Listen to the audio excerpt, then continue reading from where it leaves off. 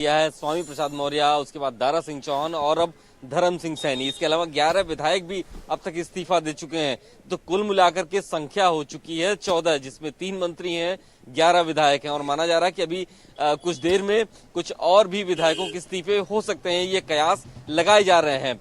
तो बीजेपी खेमे में हलचल मची हुई है, दिल्ली तक ये हलचल देखी जा रही है, क्योंकि इसका जो संदेश जा रहा है कार्यकर्ताओं में और जनता के बीच में वो ये जा रहा है कि लगातार लोगों का बीजेपी से मोह भंग हो रहा है।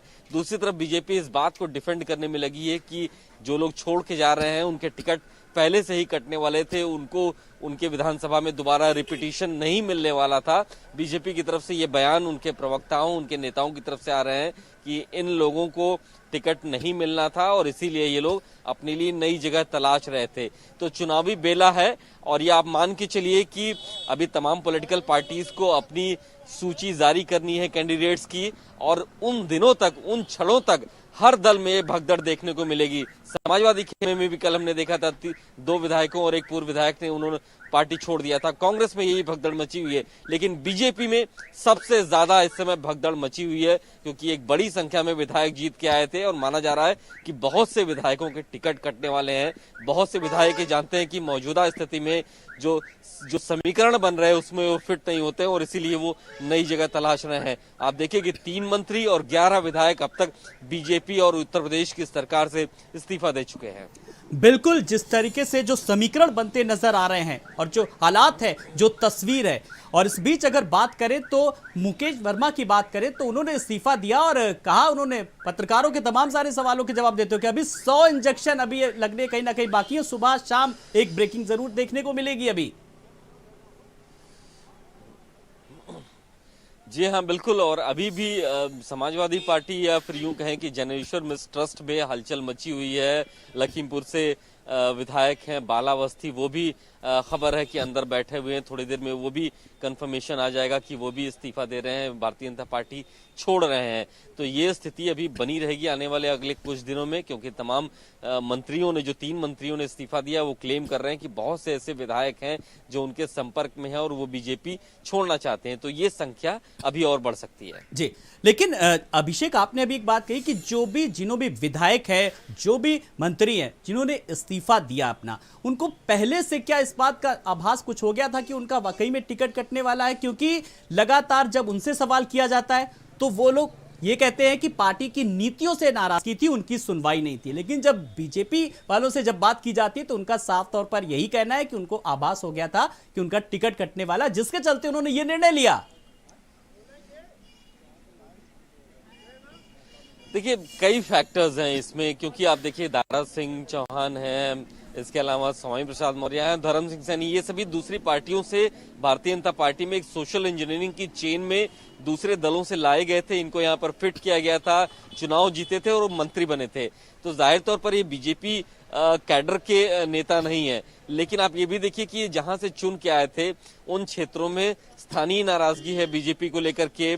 वहां पे समीकरण कुछ ऐसे बन रहे हैं जो समाजवादी पार्टी के गठबंधन हो रहे हैं कि ये उस जगह पर फिट नहीं हो पा रहे हैं। और तीसरा कि बीजेपी की तरफ से भी ये संदेश दिया जा चुका था ऐसे नेताओं को और ऐसे मंत्रियों को जो इन समीकरणों में फिट नहीं हो रहे थे कि बड़े पैमाने पर टिकट काटे जाएंगे। यह आभास कई लोगों को हो चुका था और इसीलिए लोग सही समय का इंतजार कर रहे थे। सही समय यह है कि जब अब कैंडिडेट्स की सूची घोषित होना शुरू होने वाली है तो लोग अपने लिए सही जगह तलाश रहे हैं और इसीलिए सबसे ज्यादा भगदड़ मची है बीजेपी में। नाराजगी भी एक बड़ा फैक्टर है, स्थानीय समीकरण बड़ा फैक्टर है और जो गठबंधन बन रहा है समाजवादी खेमे में वो सबसे बड़ा फैक्टर है कि लोग असुरक्षित महसूस कर रहे हैं बीजेपी में मंत्री विधायक और इसीलिए वो इस्तीफा देकर के छोड़ रहे हैं। जी बिल्कुल अभिषेक, जिस तरीके से जो नए समीकरण बनते नजर आ रहे हैं, एक बात तो यह है कि जो नाराजगी है बीजेपी से वो अब सपा में लोग जा रहे हैं।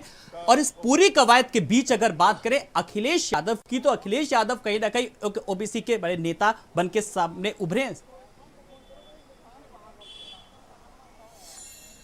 देखिए बिल्कुल अखिलेश यादव ने एक प्लेटफॉर्म पे तमाम ऐसे जातीय ऐसी पार्टियों को, नेताओं को रखा है जो अपनी कास्ट, अपनी कम्युनिटी में एक मजबूत पकड़ रखते हैं।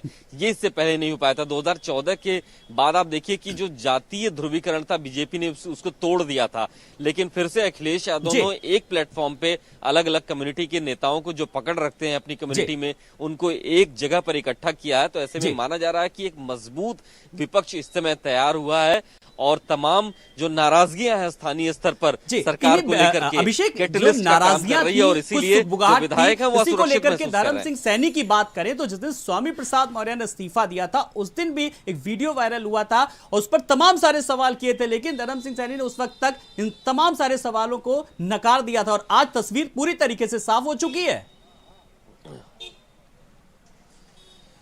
जी हाँ, बिल्कुल तस्वीर साफ हो चुकी है। और उस दिन भी जब हमने धर्म सिंह सैनी से बात की थी तो उन्होंने सीधे तौर पर तो नहीं इनकार किया था, लेकिन इस बात को कहा था कि फिलहाल वो भारतीय जनता पार्टी में है। लेकिन ये भी देखिए कि इस दौरान ये खबर है कि भारतीय जनता पार्टी के सीनियर नेताओं ने बात की है इन बागी विधायकों से, बागी मंत्रियों से, कुछ स्तर पर बात बनी भी है, लेकिन जहां बात नहीं बनी है उन लोगों ने इस्तीफा दे दिया। उनमें 3 मंत्री भी शामिल हैं। धर्म सिंह सैनी ने भी आज काफी सोच विचार करके अपने कार्यकर्ताओं, अपने वर्कर्स से, अपने समर्थकों के साथ बातचीत की है। अखिलेश यादव से भी उनकी एक राउंड बात हो चुकी थी। दोबारा जब उनको लगा कि ये सही समय है तो उन्होंने अपना इस्तीफा राजभवन भेज दिया। जी, जब बात सही समय की आती है, सही समय पर अब जो मंत्री हैं, विधायक हैं, उन्होंने इस्तीफा दिया, उनका साफ तौर पर यही कहना है। लेकिन अगर बीजेपी की अगर मैं बात करूं अभिषेक, तो अपनों को एक बार हाल भी पूछा जाता है, उनसे नाराजगी की वजह भी पूछी जाती है। हालांकि जब स्वामी प्रसाद मौर्य ने जब इस्तीफा दिया तब केशव प्रसाद मौर्य ने ट्वीट भी किया कि जल्दबाजी में लिए गए फैसले हमेशा गलत होते हैं, मिलजुल करके बात करें। इस बीच नंदगोपाल नंदी ने भी ट्वीट किया कि विनाश काले विपरीत बुद्धि। लेकिन अब कोई भी ऐसा मनाने की कहीं लग रहा है कि कोशिश की नहीं जा रही कहीं।